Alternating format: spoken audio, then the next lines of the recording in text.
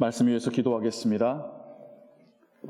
하나님, 우리가 하나님을 예배하며 또 하나님 말씀을 듣습니다. 기록된 하나님 말씀을 통하여 지금 우리에게 주시는 그 은혜의 메시지를 깨닫게 하시고 또 그 말씀에 순종할 수 있도록 성령 하나님을 통하여 역사하여 주옵소서. 주 예수 그리스도의 이름으로 기도하옵나이다. 아멘. 우리는 지난 2주간 북이스라엘 그리고 그곳에서 있었던 일들 그리고 2명의 선지자의 이야기를 들었습니다. 엘리야와 엘리사.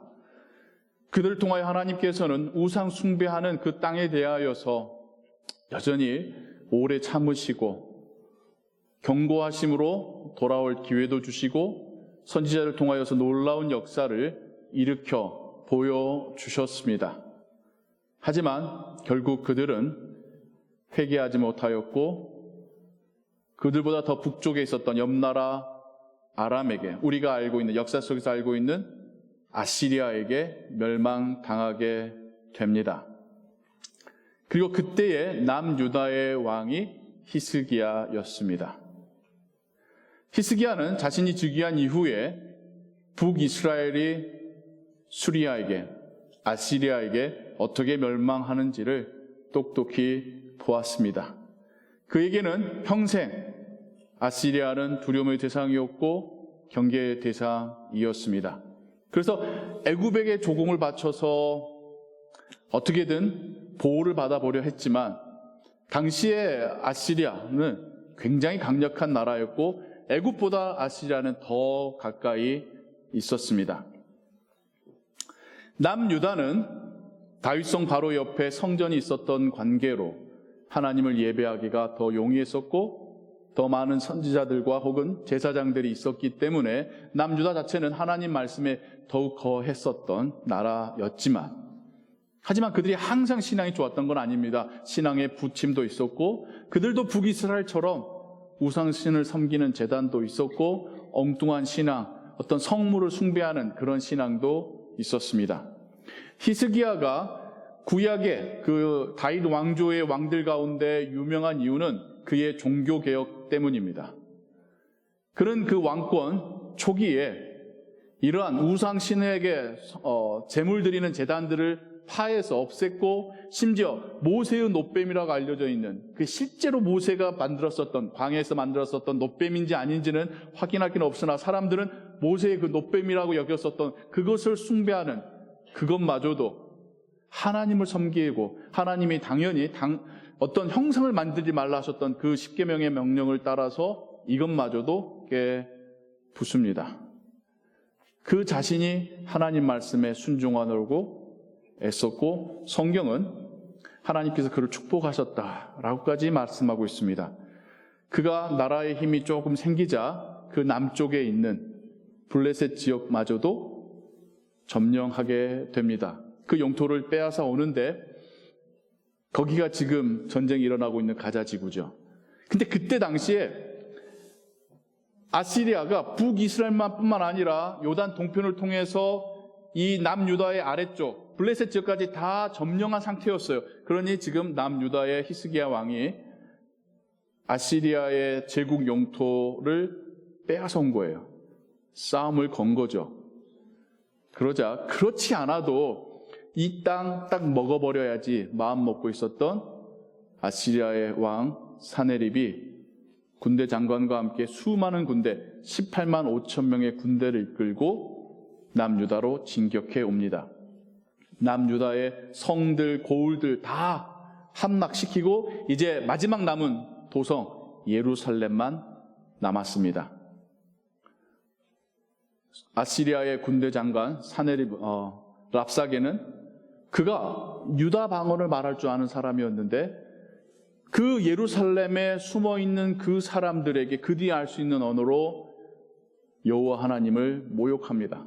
그가 가진 세계관으로는 각 나라마다 민족마다 자기들이 섬기는 신들이 있는데 어떤 나라와 민족의 신이 더 강하면 다른 나라와 그 민족을 차지하는 거지.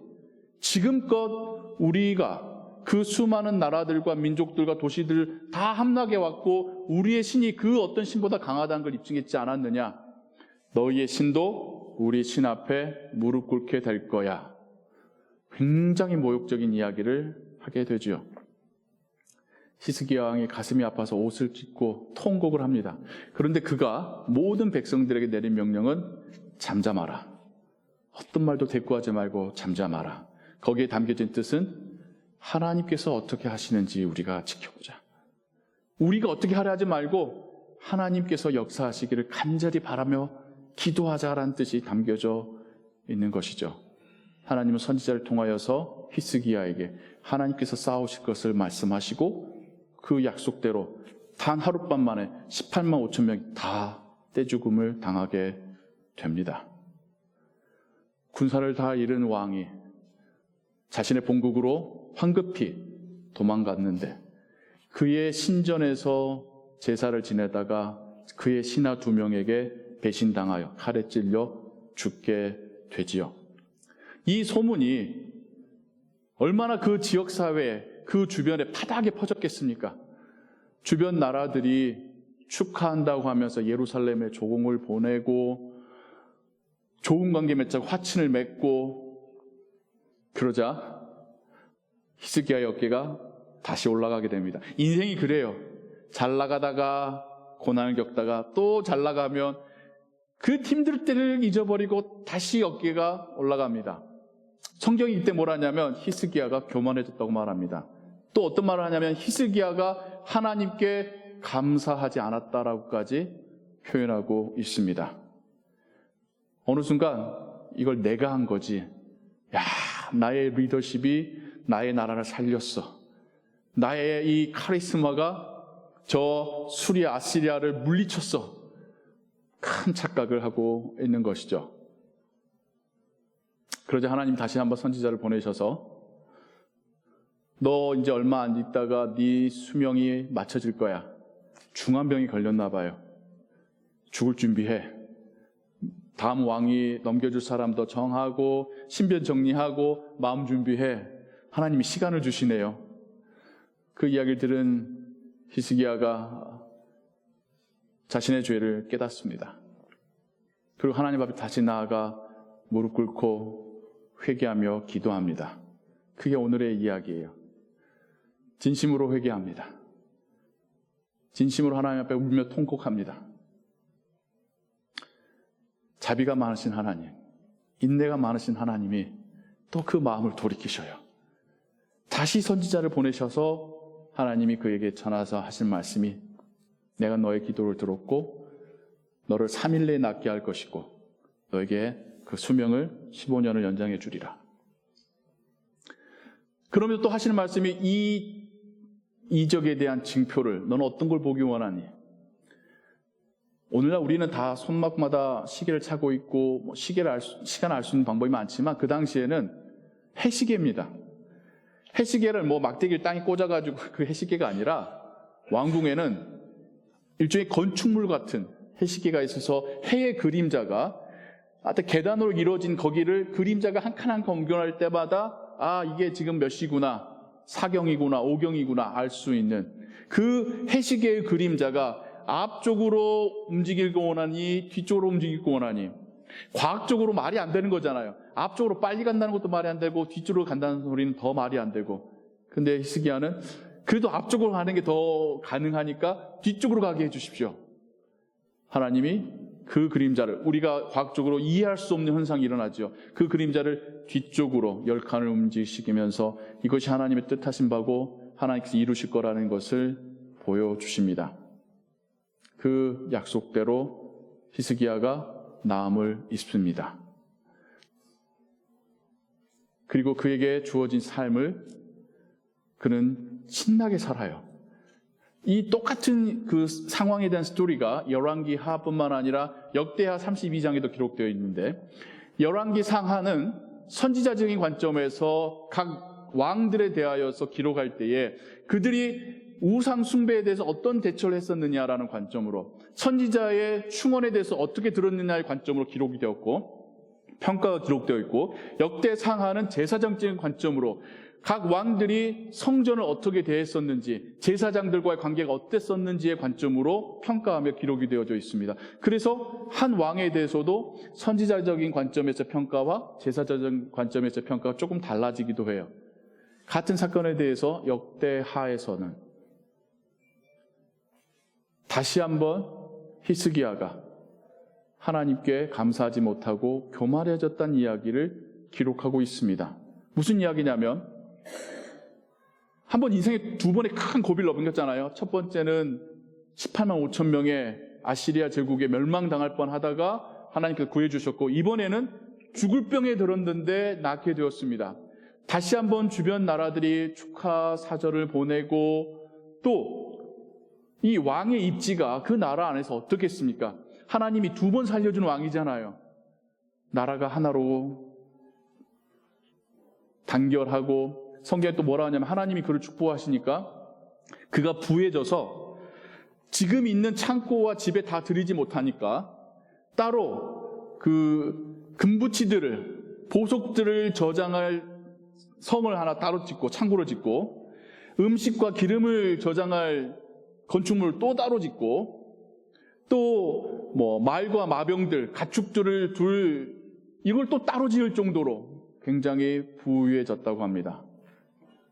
그리고 그 자신도 이 예루살렘 성이 산 중턱 위에 있기 때문에 이렇게 다른 나라의 군대에 에워싸여졌을 때에 음식이야 비축하면 된다고 하지만 물이 큰 문제라는 걸 알아서 히스기야 왕 때에 지하 수로를 내서 이제 물 걱정 없게끔 만들어 놨습니다. 그러니 얼마나 본인이 뿌듯했겠어요? 이때에 저 멀리 바벨론으로부터 사절단이 옵니다. 이때의 바벨론은 작은 나라였어요. 그 숱하게 아시리아에게 덤볐다가 매번 패했던 이 바벨론의 입장에서는 alliance, 자기들과 함께 동맹 맺을 나라들이 필요했고, 그것으로 아주 적합한 나라가 남유다였습니다. 남유다 입장에서도 지금 언제 다시 아시리아가 쳐들어올지 모르는데 자신을 도와서 함께 싸울 나라가 필요했고, 바벨론은 저 멀리 있단 말이에요. 그래서 설마 우리나라까지 와서 우리를 침략할까 싶으니까 동맹 맺기에 적당했던 거죠. 그래서 히스기야가 그 사절단에게 자신이 이룬 업적들을 보여주기 시작합니다. 무슨 말이냐면 기세에서 눌리지 않겠다는 거죠. 우리가 동맹은 맺지만 우리 괜찮은 나라야. 나 좀 많이 가졌어. 라고 하면서 왕궁의 모든 창고의 문을 열고 심지어 성전까지 데려가서 성전의 화려한 모습을 보여주고, 그러면서 야, 그래, 우리 한번 같이 하자. 그에게는 하나님이 자신들을 그렇게 보호하시고 도와주셨던 것을 순간 잊고 외교를 잘해야지 나라가 평탄할 거라고 하는 생각, 이건 내 머리에서 나온 거야. 내가 지금 또 한번 획기적인 일을 계획하고 있는 거야 라고 하는 교만함이 그를 오히려 더 아둔하게 만들었습니다. 하나님이 선지자를 또 다시 보내시면서 하신 말씀이, 너 지금 누구한테 뭘 보여준 거니? 네가 보여줬던 거 다 그들이 가져갈 거야. 너의 자손들 그들에게 끌려갈 거야. 히스기야가 다시 통곡하며 회개하지요. 인간의 인생이 그렇습니다. 하나로 갈 데가 없어요. 왕도 그런데요. 좀 힘들어져야지 하나님 찾다가 좀 나아지면 또 내가 잘난 것처럼 생각하는 게 우리입니다. 이스라엘 역대 왕들은 우리를 보여주는 샘플들입니다. 근데 그들을 향한 하나님의 그 자비하심, 오래 참으심, 회개하는 자를 용서하심은 우리를 향하신 하나님에게도 우리 똑같이 발견할 수 있다는 것이죠. 히스기야의 인생의 마지막 남은 그가 남긴 열매가 뭔 줄 아십니까? 그의 아들입니다. 히스기야가 역대 왕 중에, 특히 남유다 왕 중에 그래도 가장 하나님을 신실하게 섬겼고 이스라엘을 종교적으로 개혁시켰던 왕으로 기록된 반면에 그의 아들 므낫세는 1, 2년도 아니고 최장수 55년간을 왕위에 있으면서 남유다를 철저한 우상 숭배의 나라로 만든 왕이 그의 아들입니다. 참 모르겠죠. 훌륭한 아버지 밑에 또 그런 아들이 나오기도 합니다. 여러분들 너무 긴장하지 마세요. 내 자식은 어쩌란 말인가, 내가 아무리 애써도 얘가 엉뚱한 삶을 살 수 있단 말인가, 긴장하지 마시나. 하지만 우리의 자녀가 우리가 이 생에 남겨놓은 열매라는 사실도 기억하시기 바랍니다. 그냥 내가 열심히 살았으니 얘도 보고 알아서 열심히 살고 하나님 믿겠지 라고 생각하지 마십시오. 제가 아는 어떤 선배 목사님 중에 참 신실하시고 교계에서 참 많은 일들을 하시고 강연도 많이 다니시고 후배 목사들에게 본이 되시는 목사님 계시는데, 그분하고 개인적으로 이야기할 때 들었던 이야기 중에 그분의 자녀가 교회를 안 나간다는 소리를 들었어요. 그분의 기도 제목이라는 거죠. 본인이 목회와 또 바깥 일에 열심히 돌아다니면서 자녀 교육을 못했다라는 거예요. 그게 그분에게 마음속에 담겨져 있는 가시이고 기도 제목이고 아픔이라는 거죠. 그러니까 그분은 자신이 그동안 했었던 일들이 그렇게 뭘 했다라는 느낌이 없는 거예요. 이게 해결되지 않으나. 또는 또 반대로 정말 힘들게 목회하시는데 애들이 너무 잘 자란 가정도 봅니다. 정말 그냥 정말 저런 애들이라면 우리 딸의 어떤 사위 삼고 우리 며느리 삼고 싶다 할 정도로 애들이 너무나 바르게 잘 자란 그런 가정도 보게 됩니다. 근데 아버지 어머니는 하여간 힘들게 목회에 있어서 별로 우리가 흔히 말하는 수적인 성장 같은 것도 있지도 않은데 그냥 근면성실하게 교회 섬기시고 애들 사랑해 주시는 것으로 애들이 너무 잘 자란 모습도 보게 됩니다. 이거를 딱 그냥 공식화하지 말자고요. 성공한 아버지 밑에 항상 아들이 엉망이고 아버지 어머니가 고생해야지 애들이 잘나, 이렇게 공식화하지 말자고요. 근데 반대로 당연히 잘 될 거라고 혹은 저기는 안 될 거라는 그런 선입견도 갖지 말자는 것입니다. 아무리 그 인생 가운데 하나님의 그 이적들을 경험하고 2번이나 목숨을 하나님께서 구해 주셨어도 그 아들 신앙교육은 못할 수도 있다라는 것입니다. 그에게 주어졌던 15년의 기간 속에서 어찌 보면 그가 했었어야 될 일은 그게 아니었었을까? 자기가 곧 죽을 수 있다는 것도 선고를 받아봤지 않습니까? 그러면 잠깐 인생의 수명이 연장됐다고 하면 그때는 언제든 다시 올 거라는 걸 알았으면 창고 짓고 수로파는 일보다 더 급했던 것은 자기 다음으로 이 백성들을 하나님께 이끌 리더를 세우는 일이었겠죠. 그걸 못한 겁니다. 자신의 생명, 그걸 놓고 간절히 기도하는 그 이야기를 우리 예수님께로 발견하게 됩니다. 십자가에 로마 군병에 잡히셔 십자가에 죽기 그 직전 마지막 밤에 겟세마네 동산에서 예수님도 간절하게 땀을 피 흘리듯이 흘리며 기도하셨습니다. 아버지여, 이 잔을 내게서 옮기시옵소서. 하지만 예수님의 기도는 이윽고 하지만 저의 뜻대로 마시고 아버지의 뜻대로 하옵소서라는 기도로 맞춰지셨습니다. 예수님이 더 살 수 있는 기도가 아니라 하나님의 뜻이 이루어지기를 원합니다. 그리고 예수님은 훈련시키셨고 남겨놓으셨던 12 제자들에게 본인이 하셨던 사역을 맡기셨습니다. 예수님의 기도가 진정 우리가 배우고 따르고 가슴에 담아야 될 기도일 줄로 믿습니다. 지금 당장 내가 병에서 나음을 입고 내가 좀 더 살아갈 수 있는 것이 우선이 아니라 하나님께서 이미 우리를 죄악 가운데서 성령으로 구원하신 그 순간부터 거듭 살아가는, 우리는 이미 연장되어진 인생을 살아가고 있습니다. 이 삶을 어떻게 살 것인가? 우리가 이 땅에서 무엇을 열매로 남길 것인가? 히스기야처럼 신나가지고 창고 짓고 거기다 쌓아두면서 내가 이렇게 풍족해 수rop하면서 이제 무슨 일 있어도 목마를 일 없을 거야 자족하고 교만해진 삶이 아니라 다음 세대를 위하여서, 내 다음을 위하여서 계속해서 하나님의 나라와 교회와 선교를 위해서 일할 수 있는 그런 자를 우리가 양육하고 있는지, 그런 삶을, 제자를 키워내고 추수하는 그러한 삶을 살고 있는지 우리가 하나님 앞에 물으며 그런 삶을 살게 해달라고 기도해야 할 줄로 믿습니다. 오늘의 이야기를 가지고 우리가 우리의 가정으로, 우리의 일터로 나아갈 때에 우리에게 지금 주신 거듭난 삶, 연장된 삶, 하나님 나라를 향해 가는 삶을 하나님을 기뻐하시는 열매 맺게 하옵소서라는 기도의 그 마음가짐으로 나아가시기를 주님의 이름으로 축원합니다. 기도하겠습니다. 사랑과 은혜가 풍성하신 하나님 아버지, 우리의 생명을 연장시켜 주심에 감사합니다. 하루하루 하나님이 허락하시기에 우리가 살아갑니다.